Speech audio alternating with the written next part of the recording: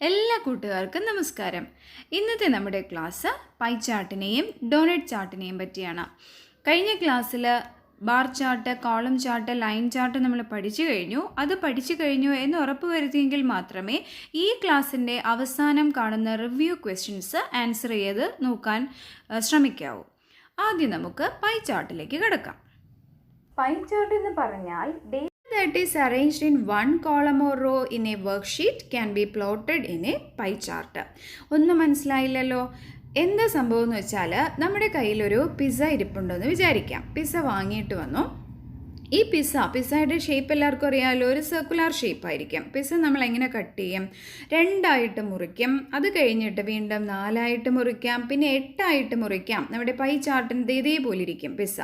ഇതിൽ ഏറ്റവും വലിയ പാർട്ട് നമുക്കെടുക്കാം, തൊട്ടടുത്തിരിക്കുന്ന പാർട്ട് നമ്മുടെ സിസ്റ്ററിന് അല്ലെങ്കിൽ ബ്രദറിന് കൊടുക്കാം, അല്ലെങ്കിൽ അച്ഛന് കൊടുക്കാം, അമ്മയ്ക്ക് കൊടുക്കാം, അടുത്തിരിക്കുന്ന ഫ്രണ്ടിന് കൊടുക്കാം. ഇങ്ങനെ പല രീതിയിൽ നമുക്ക് പിസ്സയെ ഡിസ്ട്രിബ്യൂട്ട് ചെയ്ത് കൊടുക്കാം. ഇങ്ങനെ ഡിസ്ട്രിബ്യൂട്ട് ചെയ്ത് കൊടുക്കുമ്പോൾ ഇതിനെ പറയുന്ന പേരാണ് പൈ ചാർട്ട്. പൈ ചാർട്ടിനകത്ത് ഒരു സീരീസ് ഓഫ് ഡേറ്റ എന്ന് പറഞ്ഞാൽ ഞാൻ, എൻ്റെ ബ്രദർ, അല്ലെങ്കിൽ എൻ്റെ സിസ്റ്റർ, എൻ്റെ അമ്മ, എൻ്റെ അച്ഛൻ, ഇങ്ങനെ ഒരു സീരീസ് ഓഫ് ഡേറ്റ കുറച്ച് ആൾക്കാരിൽ മാത്രമായിട്ട് ഡിസ്ട്രിബ്യൂട്ട് ചെയ്ത് കൊടുക്കുന്നതിനെ പറയുന്ന പേരാണ് പൈ ചാർട്ട്. ഈ പൈ ചാർട്ടിൽ എന്താ സംഭവിക്കുന്നത്? Arranged in one column or row on a വർക്ക്ഷീറ്റിൽ ഒരു ലൈനിൽ മാത്രം അറേഞ്ച് ചെയ്തിരിക്കുന്ന ഒരു സീരീസ് ഓഫ് ഡേറ്റയെ റെപ്രസെൻ്റ് ചെയ്യാൻ ഏറ്റവും ബെസ്റ്റ് ആയിട്ടുള്ളത് പൈ ചാർട്ട്.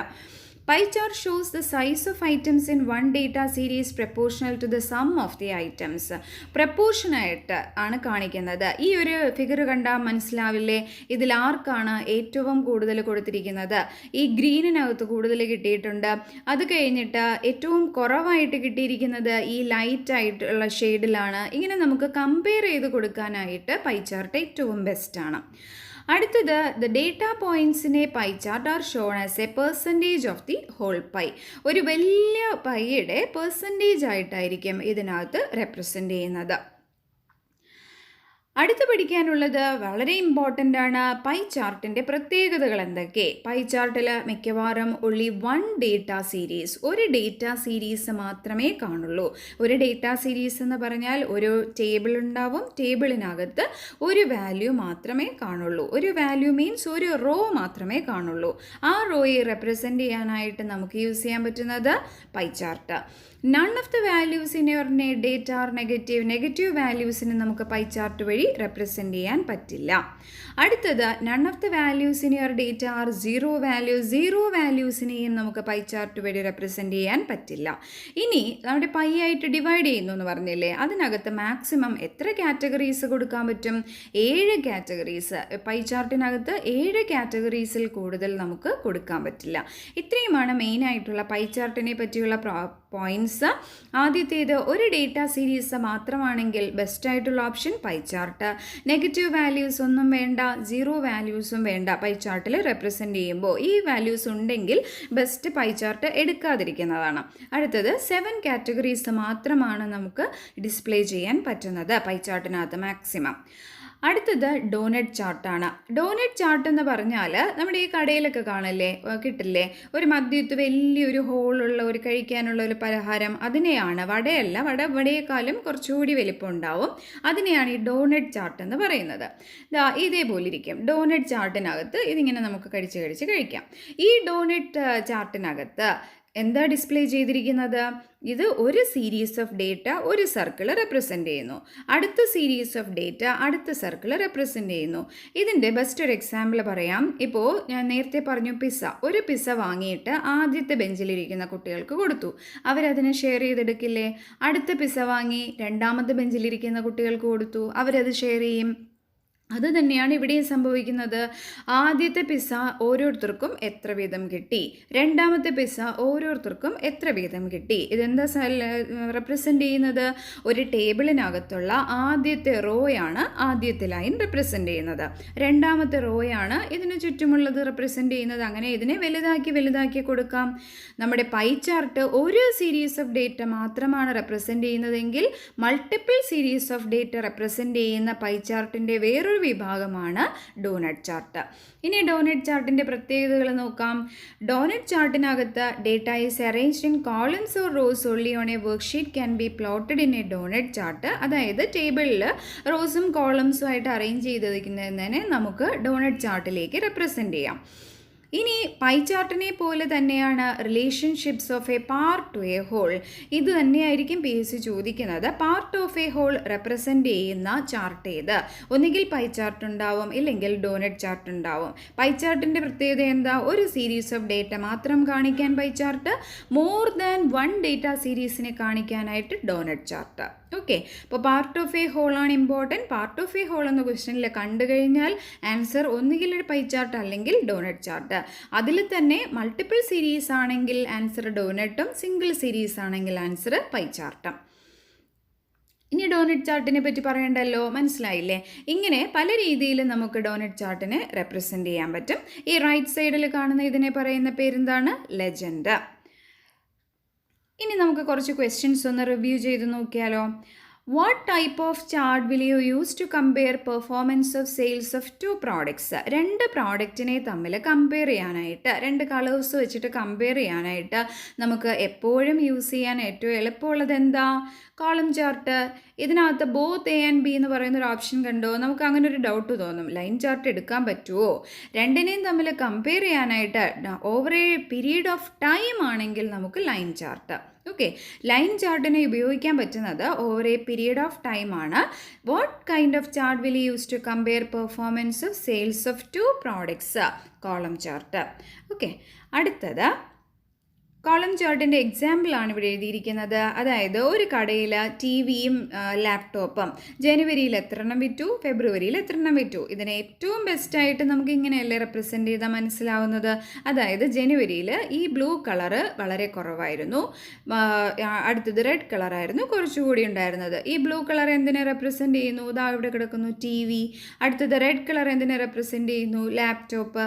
അങ്ങനെ പല രീതിയിൽ നമുക്ക് ഇതിനെ കളേഴ്സ് കൊടുത്ത് നമുക്ക് റെപ്രസെൻ്റ് ചെയ്യാം. ഇതിനെയാണ് കോളം ചാർട്ട് എന്ന് പറയുന്നത്. അടുത്ത question, what is the keyboard short cut four creating A chart from A selected cell range? ഒരു സെലക്റ്റഡ് സെൽ റേഞ്ചിൽ നിന്ന് നമുക്ക് ആൻസർ കിട്ടാനായിട്ട് എന്താ പ്രസ് ചെയ്യാനുള്ളത്? F11. F11 ആണ് കീബോർഡ് ഷോർട്ട് കട്ട് എന്ന് പറയുന്നത്. അല്ലെങ്കിൽ യൂസ് ചെയ്യാൻ പറ്റുന്നത് Alt+F1. ഇതിനകത്ത് ഇവിടെ F1 എന്ന് മാത്രമേ എഴുതിയിട്ടുള്ളൂ. Alt+F1 ആണ് ആൻസർ. അടുത്ത question, the box on the chart that contains the name of each individual record is called? Cell, title, axis, legend. നമ്മുടെ ചാർട്ടിനകത്ത് ഓരോ ഇൻഡിവിജ്വൽ റെക്കോർഡിനെയും എടുത്തു വെച്ചിരിക്കുന്ന ഒരു ബോക്സ് ഉണ്ട്. ഈ ബോക്സിനെ പറയുന്ന പേരെന്താണ്? ബോക്സിനെ പറയുന്ന പേരാണ് ലെജൻഡ്. ലെജൻഡ് ഓർമ്മയില്ലേ?